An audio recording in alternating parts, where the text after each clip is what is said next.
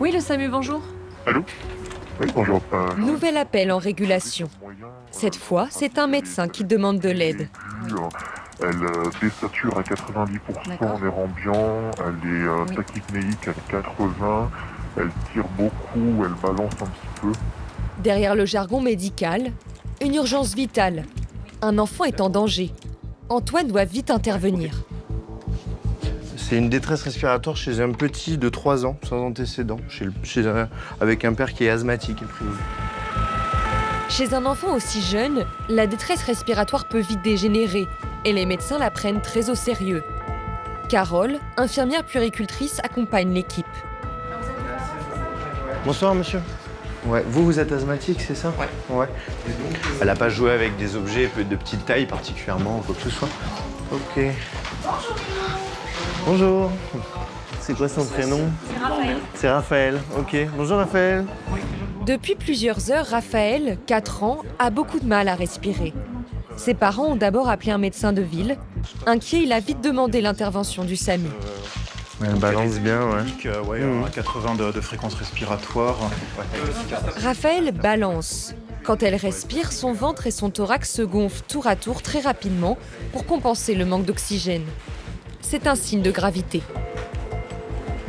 Je l'ai déjà adressé donc aux urgences pédiatriques, mais pour le transport, son état est trop dégradé pour que les parents puissent la transporter eux-mêmes. Et donc c'est dangereux pour le transport comme ça, donc il faut qu'elle soit médicalisée pour le transport. J'écoute dans ton dos, Raphaël. Antoine, l'urgentiste, écoute les poumons de la petite fille et pose vite son diagnostic. Là, ça siffle, moi, je trouve. Ça ressemble à une crise d'asthme. Enfin, Bricanils 2,5. Comme son père, Raphaël est sans doute asthmatique. Et elle fait aujourd'hui sa toute première crise. Ouais, il y a quand même de la fièvre. Ça peut être viro-induit, ça peut être dû au virus, là. Elle a quelques signes de gravité, quand même. Donc c'est pour ça que nous, on est là.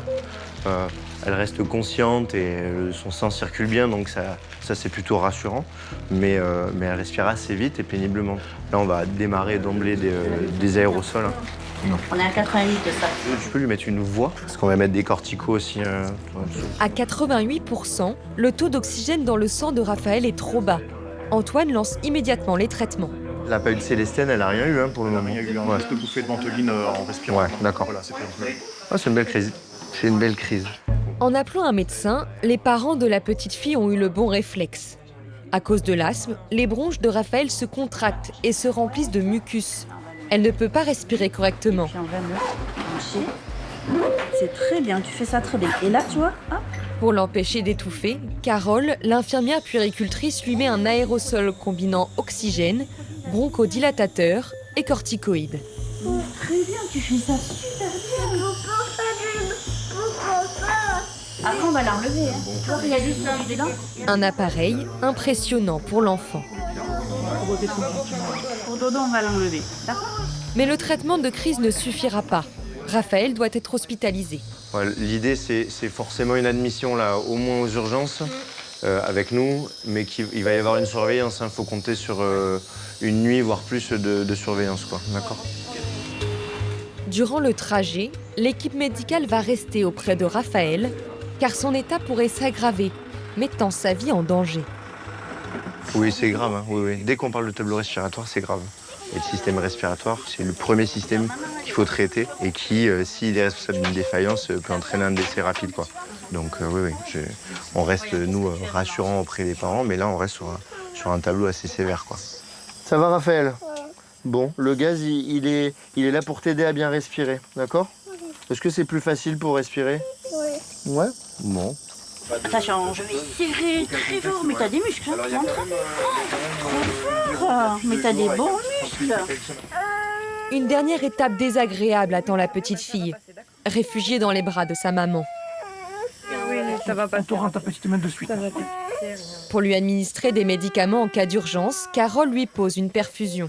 Je vais mettre une petite bande, on va le cacher. Comme ça, il va pas t'embêter. D'accord, mignon? Super. Quelle dis donc. aventure, hein. T'es courageuse, hein, Elle Raphaël? est super forte. Hein. Heureusement, l'état de santé de la petite fille reste stable pendant le transport. L'équipe la remet entre les mains des pédiatres des urgences. Bon courage. Bon courage. Au revoir, Raphaël. Du coup, elle a eu du sélectionne. Oh là là, mais il est trop beau ton doudou. Elle a eu 2 microsolos sur le pétrole. D'accord. Après 2 jours sous surveillance, Raphaël va mieux. Elle est rentrée chez elle avec un traitement au long cours qui va lui permettre de reprendre une vie normale. L'asthme est une maladie très fréquente qui peut se révéler à tout âge. En France, elle est responsable chaque année de près de 1000 décès, dont une 60aine d'enfants. Moi, je vais te montrer ce sac. Donc, ce sac, c'est le sac qu'on utilise essentiellement dans les vecteurs héliportés. D'accord. Et il est conditionné toujours de la même façon. Simon est venu de Bretagne, attiré par la beauté du Pays Basque. Ce médecin urgentiste chevronné vient grossir les rangs du SAMU 64.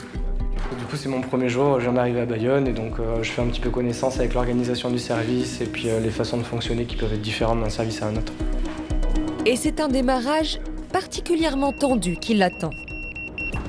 Tarnos alors?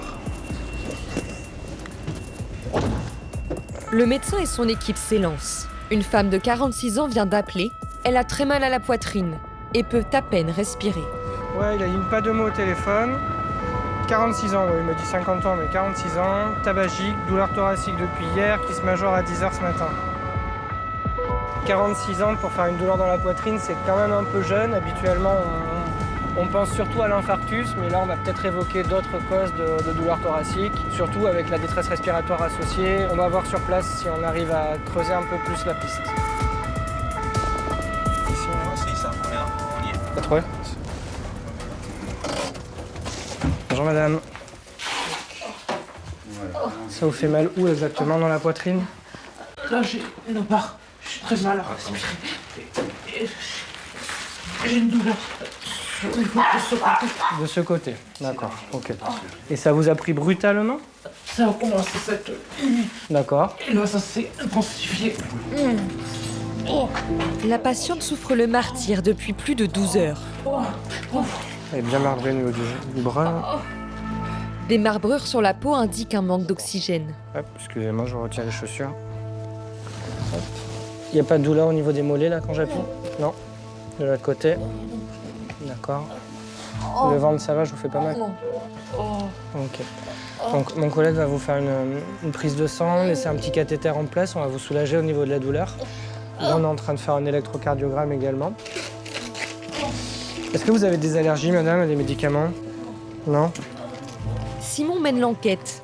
L'électrocardiogramme lui indiquera si cette violente douleur vient du cœur. Bon. Sur l'électrocardiogramme, il n'y a rien de très anormal. Aucun signe d'infarctus. Le problème est ailleurs. Je vous embête un peu, madame.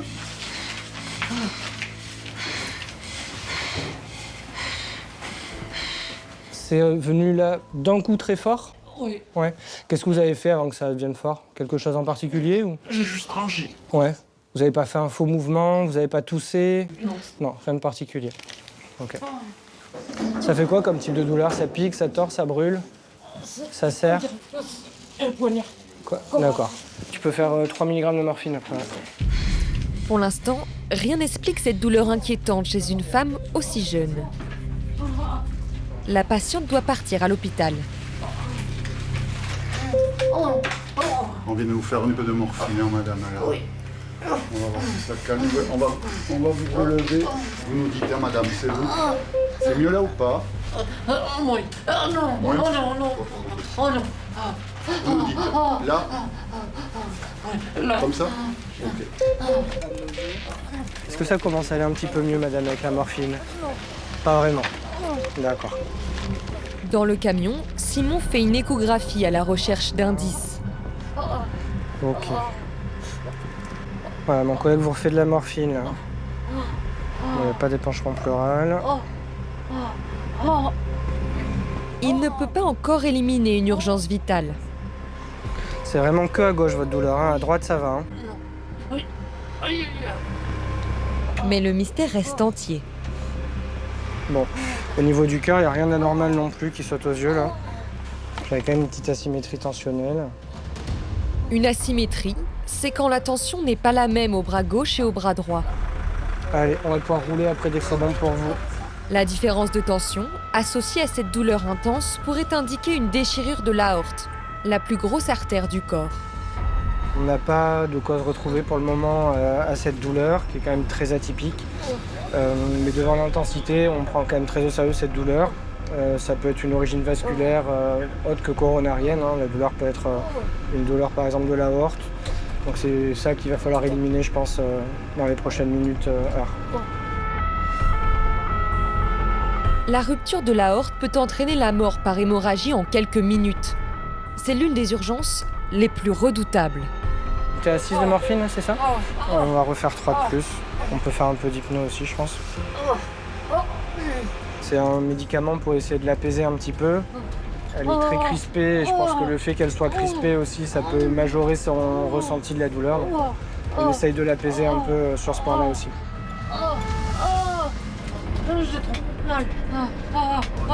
Mais Simon a beau augmenter les doses de médicaments, rien ne semble soulager la patiente. Habituellement, la morphine, c'est quand même un bon analgésique et les patients réagissent bien avec ce traitement-là. C'est pour ça que c'est d'autant plus inquiétant là que la douleur persiste malgré les fortes doses de morphine qu'on ait pu faire. Désolé, j'ai trop mal. 10 minutes plus tard, le SAMU arrive enfin à l'hôpital. La patiente est immédiatement conduite à la salle des urgences vitales, où les équipes l'attendent. Bon.